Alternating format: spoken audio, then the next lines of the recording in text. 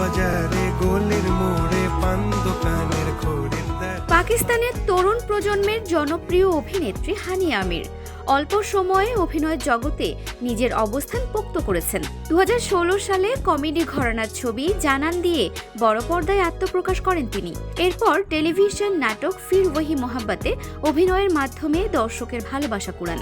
এই কাজের জন্য তিনি অর্জন করেন হাম award for best television sensation female পুরস্কার।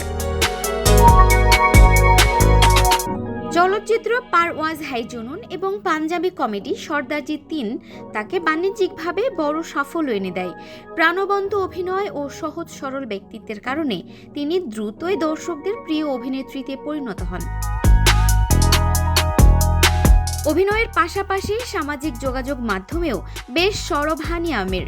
ইনস্টাগ্রামে তার অনুসারীর সংখ্যা এখন 18.8 মিলিয়নের বেশি। ফানি ভিডিও, নান্দনিক ছবি ও স্টাইলিশ লুক শেয়ার করে তরুণদের কাছে তিনি শুধু অভিনেত্রী নন, একাধারে ফ্যাশন আইকন ও অনুপ্রেরণার উৎস।